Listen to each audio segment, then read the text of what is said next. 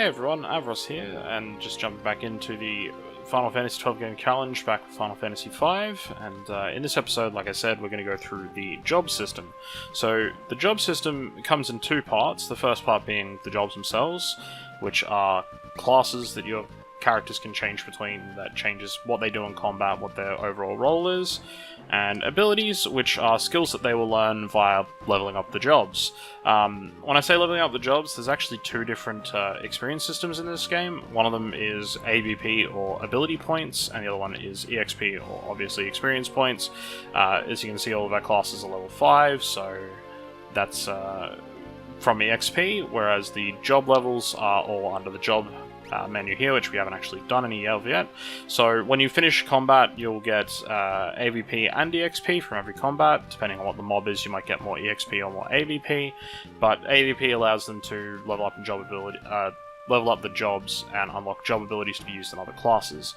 So we'll jump in and have a look through some of the jobs and give you an idea of how all this works. So the first job we'll talk about here is the Knight, and what the Knight is, as it says, valiant warriors who protect allies on low HP. As you can see there in the equipment, they can equip daggers, swords, knight swords, and shields. They're also a heavy armor job, which it doesn't show there, but that allows them to equip heavier armor, not just like leather or clothes and stuff like that.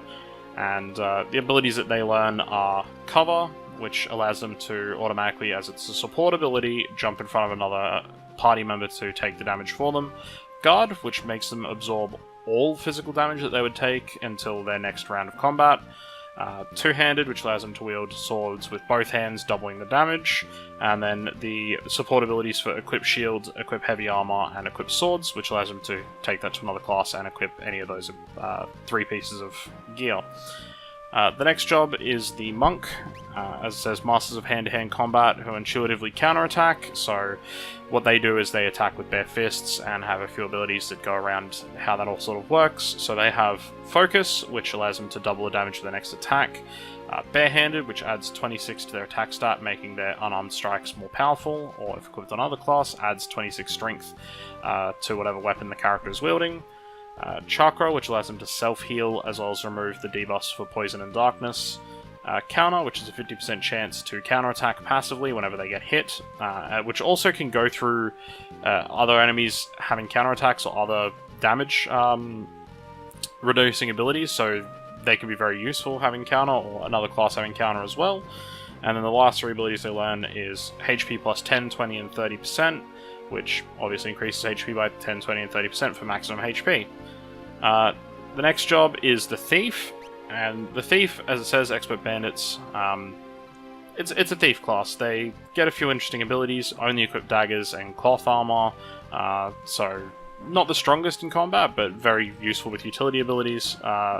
They learn Find Passages, Flee, which allows you to instantaneously run from combat, Sprint, which doubles your movement speed when you're holding down the B button running in dungeons, Steal, which allows you to steal items from enemies, like I said in the previous video, stealing a potion from the Wing Raptor. It's how you can get some actually very interesting equipment from certain mobs. Vigilance, which prevents back attacking. Back attacking makes the monsters attack your party from behind, which messes up with the rows. You can put your characters in either the front or back row in the settings menu, and that allows you to put mages or other classes in the back row so they take less damage on attacks.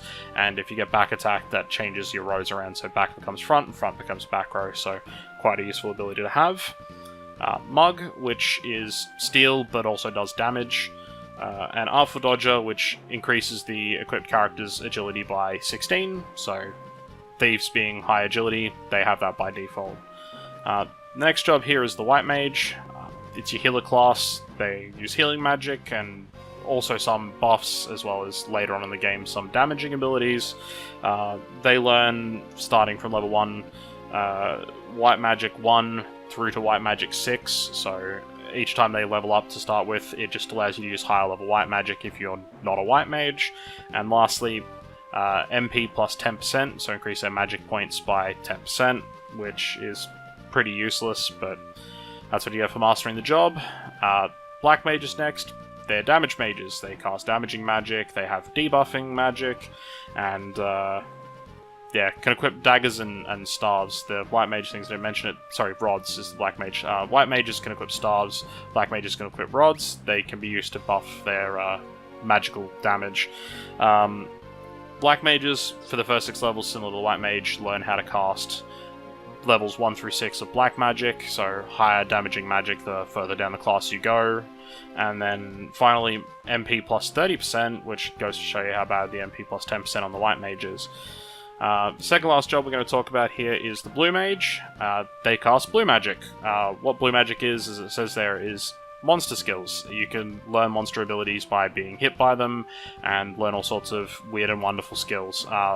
Gets tricky to get hit by some of them later, because some of them are buffs, so you have to do some interesting stuff to make sure the mob buffs you. I'll cover that when we learn some of the blue magic later. And the abilities that they learn is Check, which allows you to check a enemy's HP. Learning, which is the ability that allows them to learn blue magic. Blue, which allows you to cast blue magic outside of the blue mage class. And Scan, which allows you to check a monster's weaknesses and specific stats in combat, so that you can abuse an elemental weakness with black magic, for example.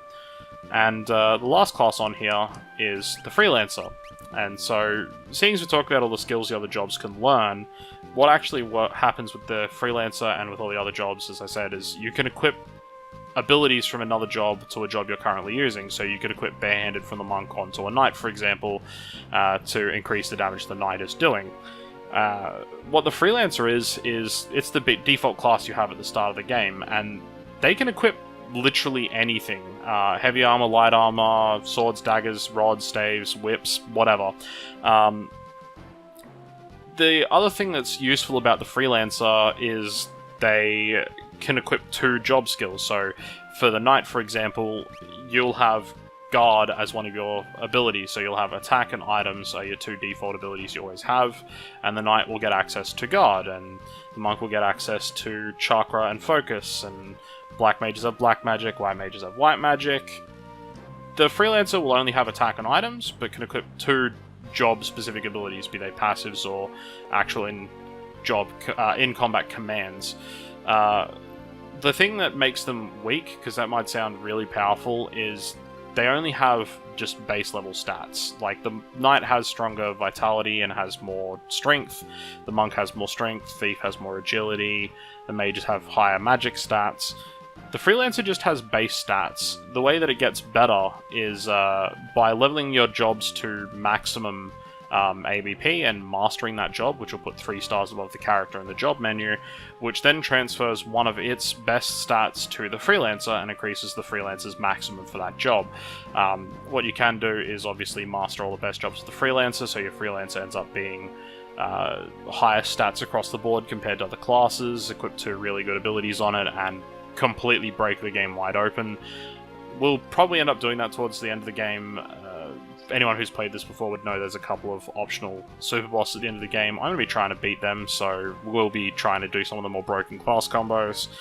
And that's basically it for the job system, so there you go. There's your quick primer on how the job system works, and when we jump into the next episode, we'll have our jobs equipped. I'll quickly go through what jobs we've assigned to everybody in the party and move on with the story and go to the second boss. So thanks again for watching, and see you in the next episode.